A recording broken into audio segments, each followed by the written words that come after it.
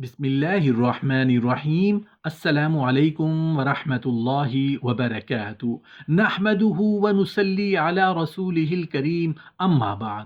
ڈر کے مارے ہم بستری نہ کرنا۔ حضرت سیدنا امام غزالی رحمۃ اللہ علیہ فرماتے ہیں، ہم بستری کرنا جنت کی لذتوں میں سے ایک لذت ہے۔ حضرت سیدنا جنید بغدادی رحمۃ اللہ علیہ فرماتے ہیں، انسان کو ہم بستری کی ایسی ہی ضرورت ہے جیسے کہ غذا کی۔ رسول اللہ صلی اللہ علیہ وآلہ وسلم نے ارشاد فرمایا، جب جنتی اپنی بیوی کے پاس ہوگا تو نہ وہ اس سے اکتائے گا اور نہ اس کی بیوی اس سے اکتائے گی۔ یہ جب بھی اس کے پاس آئے گا اسے کنواری پائے گا۔ نہ ہی مرد کا ذکر سستی کرے گا، نہ ہی بیوی کی فرج کو شکایت ہوگی۔ اس دوران انہیں ندا دی جائے گی کہ تم دونوں میں سے کوئی بھی سیر نہیں ہوگا اور نہ منی نکلے گی۔ جنتی مرد سے کہا جائے گا، تیرے لیے اور بھی بہت سی بیویاں ہیں۔ وہ ایک ایک کر کے سب کے پاس جائے گا۔ جس بیوی کے پاس بھی جائے گا وہ کہے گی، واللہ میں نے نہ جنت میں کوئی تجھ سا حسین دیکھا اور نہ کسی کو تجھ سے زیادہ محبوب بنایا۔ کچھ لوگ اپنی بیوی سے ہر روز ہم بستری کرتے ہیں، کچھ لوگ ہفتے میں ایک بار اور کچھ لوگ ڈر کے مارے مہینے میں ایک بار ہی ہم بستری کرتے ہیں۔ یہ دونوں صورتیں نقصان دہ ہیں۔ دوران ہم بستری اگر مرد کا انزال جلد ہو جاتا ہو تو اسے چاہیے کہ چنے زیادہ کھایا کرے۔ ہم بستری کے دوران مرد کا عضو تناسل ڈھیلا ہو جاتا ہو تو اسے چاہیے کہ ہم بستری سے پہلے کچھ دیر سو جایا کرے، یعنی نیند پوری کر کے ہم بستری کیا کرے۔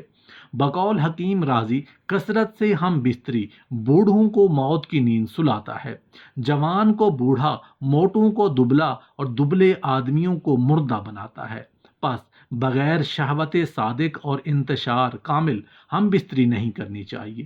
ہر مرد و عورت میں شہوت یکساں نہیں ہوتی ہے۔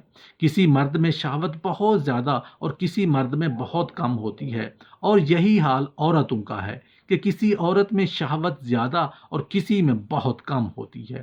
جس رات مرد کا ارادہ ہم بستری کرنے کا ہو تو اپنی بیوی سے صبح ہی اس کا ذکر کر دے تاکہ وہ اپنے جسم کو پاک و صاف کر لے اور موئے سہار دور کر لے اور خود کو آراستہ کر لے۔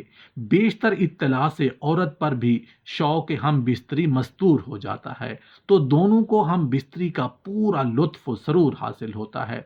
اگر ہم بستری کے وقت پیشاب کا شدید تقاضا نہ ہو تو خواہ مخواہ پیشاب نہ کریں، ورنہ عضو کا انتشار جلد ختم ہو جائے گا۔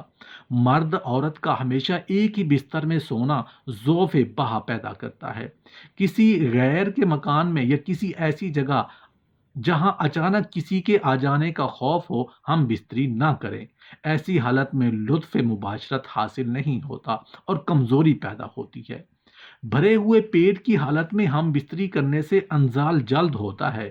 پیشاب زور سے معلوم ہونے کے وقت ہم بستری کرنے سے مثانہ اور پیشاب کی نالی میں امراض پیدا ہو جاتے ہیں، اور پاخانہ زور سے معلوم ہوتے وقت ہم بستری کرنے سے بواسیر وغیرہ امراض مقعد لاحق ہو جاتے ہیں۔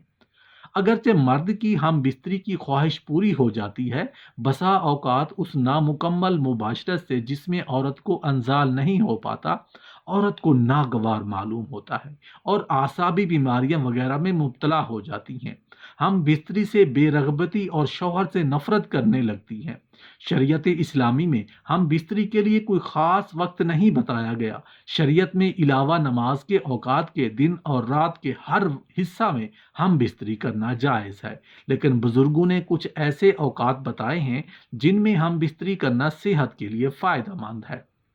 حضرت امام غزالی رحمۃ اللہ علیہ احیاء العلوم میں ام المومنین حضرت عائشہ صدیقہ رضی اللہ عنہا سے روایت ہے، فرماتی ہیں رسول اللہ صلی اللہ علیہ وآلہ وسلم رات کے آخری حصہ میں تقریباً 2 بجے سے لے کر فجر کی اذان سے پہلے جب وتر کی نماز پڑھ چکے ہوتے تو اگر آپ کو اپنی کسی بیوی کی حاجت ہوتی تو ان سے مباشرت فرماتے۔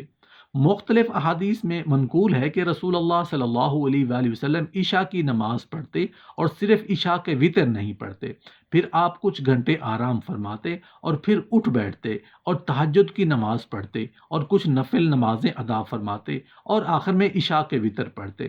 اس کے بعد اگر آپ کو اپنی کسی بیوی کی حاجت ہوتی تو ان سے مباشرت فرماتے، اگر حاجت نہ ہوتی تو آپ آرام فرماتے، یہاں تک کہ حضرت بلال رضی اللہ عنہ نماز فجر کے لیے اذان کے وقت آپ کو اطلاع دیتے۔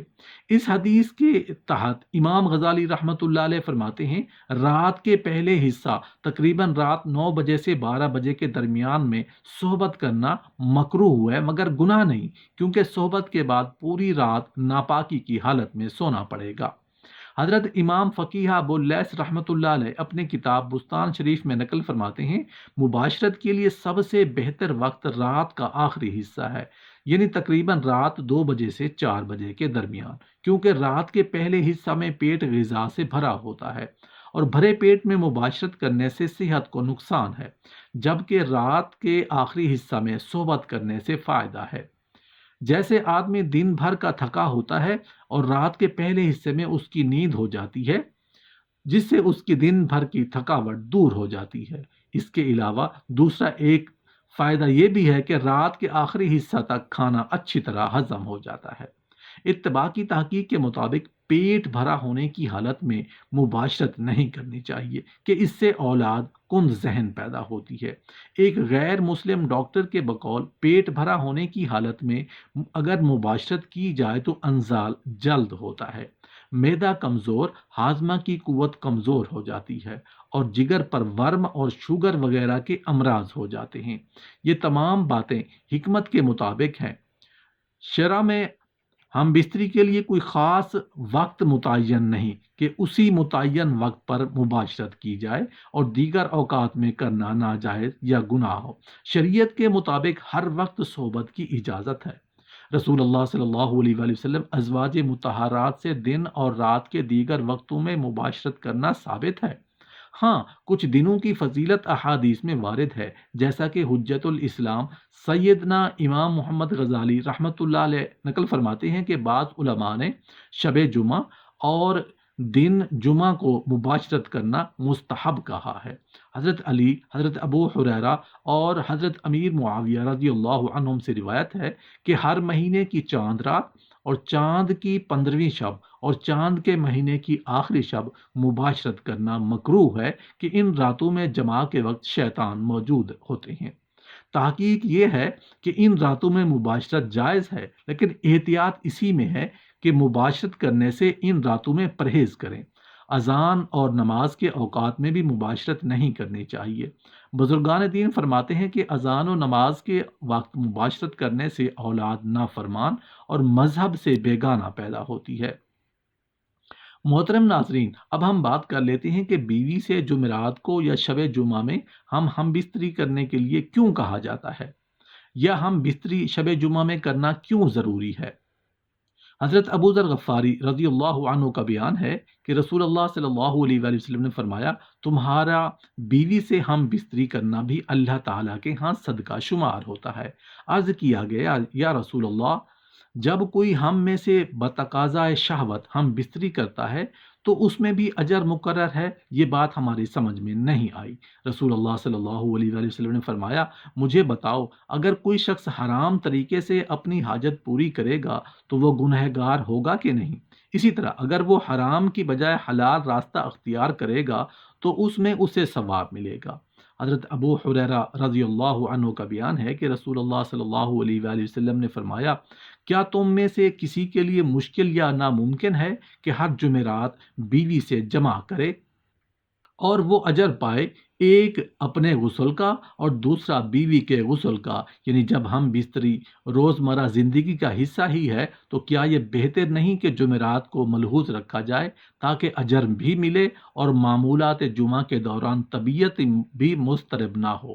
یہی وجہ ہے کہ جمعرات کو ہم بستری مستحب ہے۔